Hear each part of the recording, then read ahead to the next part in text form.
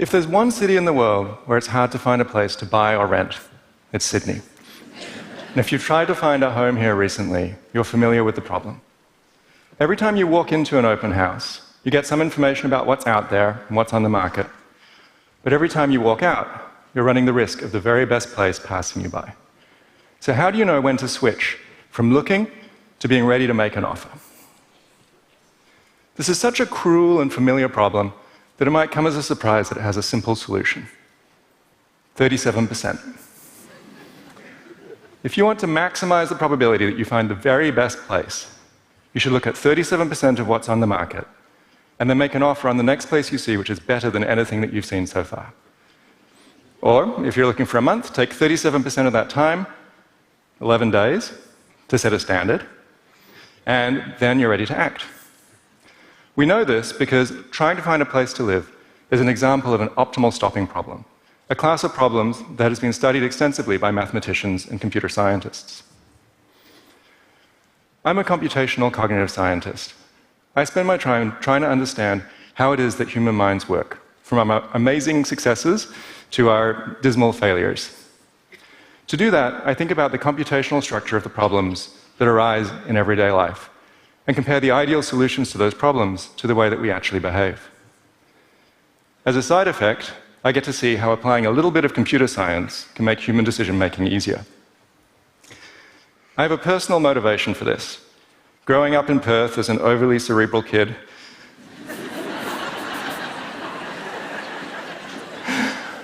I would always try and act in the way that I thought was rational, reasoning through every decision, trying to figure out the very best action to take. But this is an approach that doesn't scale up when you start to run into the sorts of problems that arise in adult life. At one point, I even tried to break up with my girlfriend because trying to take into account her preferences as well as my own and then find perfect solutions was just leaving me exhausted.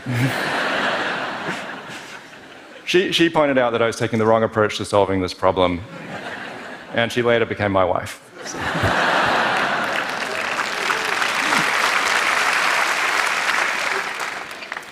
Whether it's as basic as trying to decide what restaurant to go to, or as important as trying to decide who to spend the rest of your life with, human lives are filled with computational problems that are just too hard to solve by applying sheer effort. For those problems, it's worth consulting the experts, computer scientists. When you're looking for life advice, computer scientists probably aren't the first people you think to talk to. Living life like a computer, stereotypically deterministic, exhaustive, and exact, doesn't sound like a lot of fun.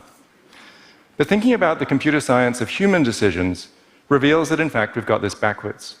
When applied to the sorts of difficult problems that arise in human lives, the way that computers actually solve those problems looks a lot more like the way that people really act. Take the example of trying to decide what restaurant to go to. This is a problem that has a particular computational structure. You've got a set of options, you're going to choose one of those options, and you're going to face exactly the same decision tomorrow. In that situation, you run up against what computer scientists call the explore-exploit tradeoff. You have to make a decision about whether you're going to try something new, exploring, gathering some information that you might be able to use in the future, or whether you're going to go to a place that you already know is pretty good, exploiting the information that you've already gathered so far. The explore-exploit trade-off shows up any time you have to choose between trying something new and going with something that you already know is pretty good, whether it's listening to music or trying to decide who you're going to spend time with. It's also the problem that technology companies face when they're trying to do something like decide what ad to show on a web page. Should they show a new ad and learn something about it, or should they show you an ad that they already know there's a pretty good chance you're going to click on? Over the last 60 years, computer scientists have made a lot of progress understanding the explore-exploit trade-off, and their results offer some surprising insights. When you're trying to decide what restaurant to go to, the first question you should ask yourself is how much longer you're going to be in town. If you're just going to be there for a short time, then you should exploit. There's no point gathering information. Just go to a place you already know is good. But if you're going to be there for a longer time, explore. Try something new, because the information you get is something that can improve your choices in the future. The value of information increases, the more opportunities you're going to have to use it. This principle can give us insight into the structure of a human life as well. Babies don't have a reputation for being particularly rational. They're always trying new things and trying to stick them in their mouths. But in fact, this is exactly what they should be doing. They're in the explore phase of their lives. And some of those things could turn out to be delicious. At the other end of the spectrum, the old guy who always goes to the same restaurant and always eats the same thing isn't boring, he's optimal. He's exploiting the knowledge that he's earned through a lifetime's experience. More generally, knowing about the explore-exploit trade-off can make it a little easier for you to sort of relax and go easier on yourself when you're trying to make a decision. You don't have to go to the very best restaurant every night. Take a chance, try something new, explore. You might learn something.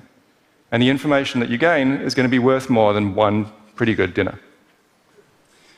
Computer science can also help to make it easier on us at other places at home and in the office. If you've ever had to tidy up your wardrobe, you've run into a particularly agonizing decision. You have to decide what things you're going to keep and what things you're going to give away. Martha Stewart turns out to have thought very hard about this, and she has some good advice. She says, ask yourself 4 questions. How long have I had it? Does it still function? Is it a duplicate of something that I already own? And when was the last time I wore it or used it? But there's another group of experts who perhaps thought even harder about this problem. And they would say that one of these questions is more important than the others. Those experts, the people who design the memory systems of computers. Most computers have 2 kinds of memory systems. A fast memory system, like a set of memory chips, that has limited capacity because those chips are expensive. And a slow memory system, which is much larger. In order for the computer to operate as efficiently as possible, you want to try and make sure that the pieces of information that you want to access are in the fast memory system, so that you can get to them quickly. Each time you access a piece of information, it's loaded into the fast memory, and the computer has to decide which item it has to remove from that memory, because it has limited capacity. Over the years, computer scientists have tried a few different strategies for deciding what to remove from the fast memory. They've tried things like choosing something at random, or applying what's called the first in, first out principle, which means removing the item which has been in the memory for the longest. But the strategy that's most effective focuses on the items which have been least recently used. This says, if you're going to decide to remove something from memory, what you should take out is the thing which was last accessed the furthest in the past. And there's a certain kind of logic to this. If it's been a long time since you last accessed that piece of information, it's probably going to be a long time before you're going to need to access it again. Your wardrobe is just like the computer's memory. You have limited capacity, and you need to try and get in there the things that you want, that you're most likely to need, so that you can get to them as quickly as possible. Recognizing that, maybe it's worth applying the least recently used principle to organizing your wardrobe as well. So if we go back to Martha's 4 questions, the computer scientist would say that of these, the last one is the most important. This idea of organizing things so that the things that you're most likely to need are most accessible can also be applied in your office. The Japanese economist Yukio Noguchi actually invented a filing system that has exactly this property. He started with a cardboard box, and he put his documents into the box from the left-hand side. Each time he'd add a document, he'd move what was in there along, and he'd add that document to the left-hand side of the box. And each time he accessed a document, he'd take it out, consult it, and put it back in on the left-hand side.